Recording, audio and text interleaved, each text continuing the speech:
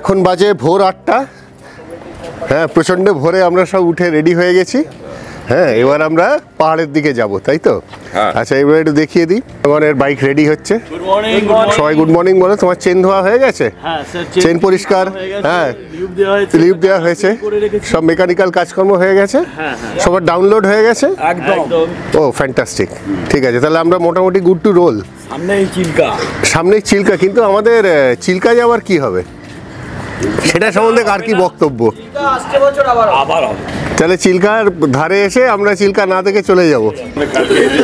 কালীজাই মায়ের মন্দিরটা কে যেন বলছিল ভোরবেলা উঠে যাবে। এই যে আমাদের ইনি, এই ভদ্রলোক চা খাচ্ছে। হ্যাঁ, আচ্ছা, আমি বলছি সারা রাত ভয়াবহ নাকের ডাক। আমি সকালবেলায় উঠলাম, বলে ও জয়দীপ যাবে মায়ের মন্দিরে কালীজাইতে নৌকা চড়ে? কোথায় কি উত্তর এলো,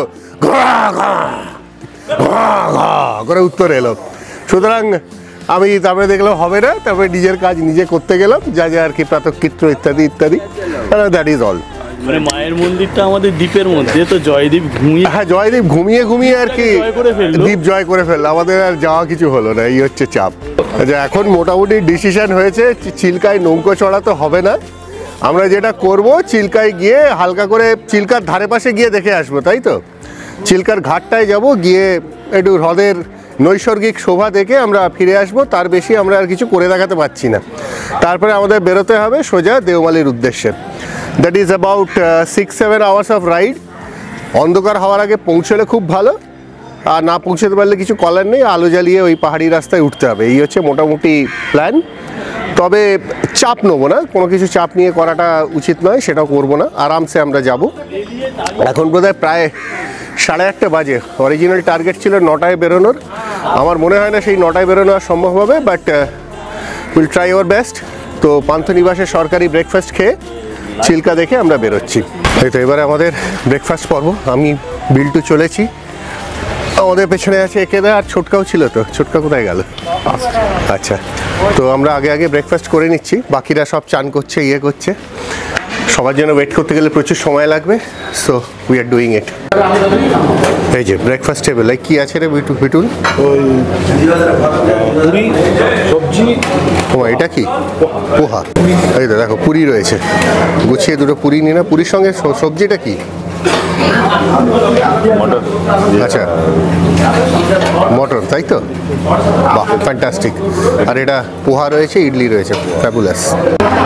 আচ্ছা, আর এখানে পাওয়া যাচ্ছে কফি এবং চা, দুটোই অপশান রয়েছে, রেডিমেড ঢেলে দাদা দিচ্ছেন। তবে এই উড়িয়া ব্রেকফাস্টের কিন্তু একটা ইন্টিগ্রাল পার্ট হচ্ছে এই ঘুগনি।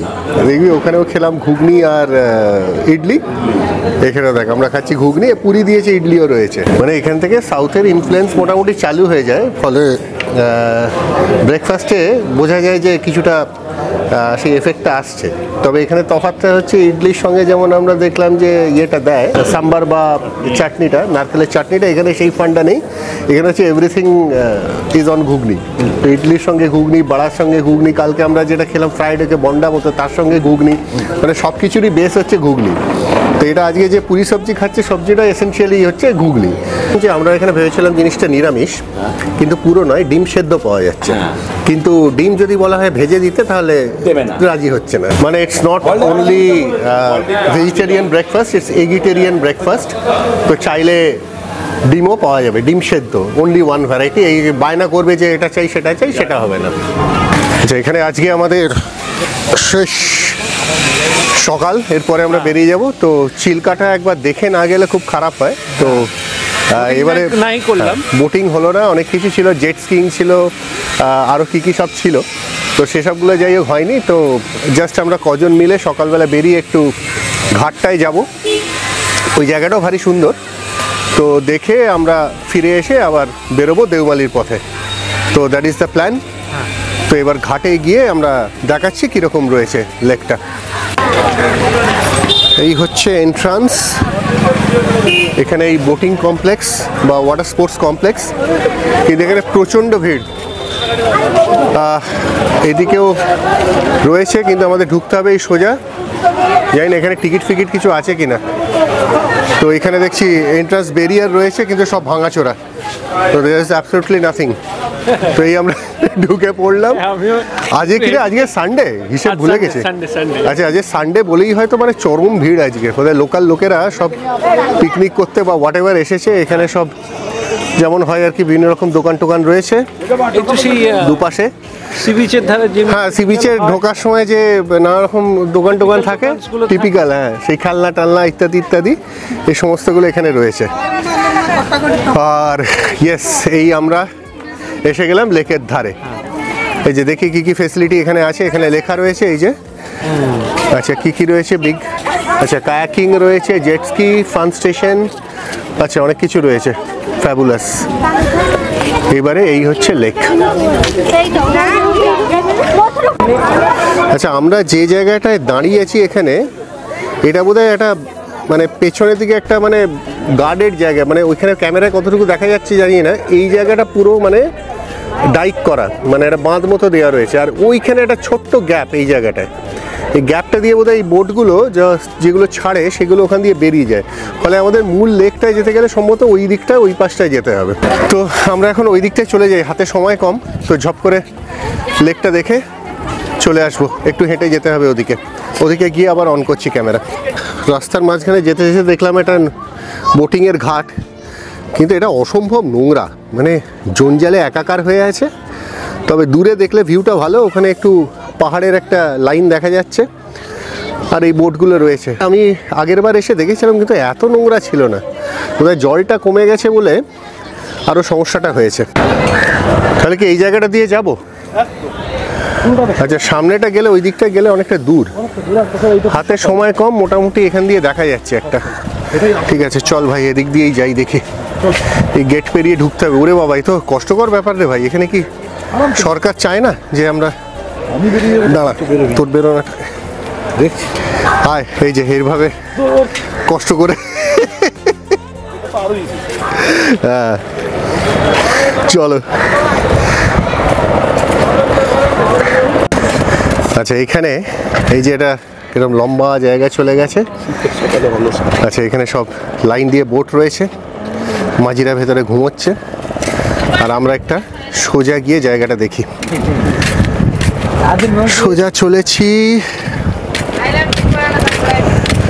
একদম এন্ডে গেলে মোটামুটি একটা সুন্দর ভিউ পাওয়া যাবে।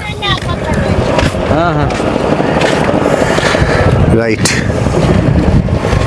এই যে এই দিকে হচ্ছে পান্থনিবাস বিল্ডিং, ওই দূরে দেখা যাচ্ছে, ওইখানেই আমরা ছিলাম। আর এই রাস্তাটা দিয়ে আমরা এসেছি, এখানে সারি সারি বোট, ছোট ছোট ইঞ্জিন লাগানো রয়েছে, ফলে এইগুলোই বোধহয় টুরিস্টরা হায়ার করে ঘোরে। এই একটা যেমন বোট ফিরে আসছে, বন্ধ নয়, কি বলিস বিল্টু? এইবার উল্টো দিকটা দেখিয়ে দিচ্ছি লেকের,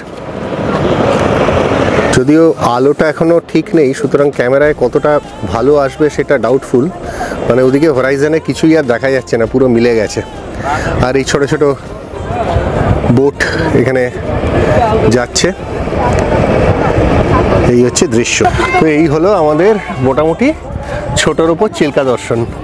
বিল্টু একটা কি ঝান্ডা ধরে দাঁড়িয়ে আছে, হ্যাঁ আসছে ওই পাহাড়ের ইয়েটা, ওটা দেখিয়ে দিয়েছি। ওই পাশটা যে আমাদের পান্থনিবাসটা আছে সেটা হ্যাঁ দেখিয়ে দিয়েছি।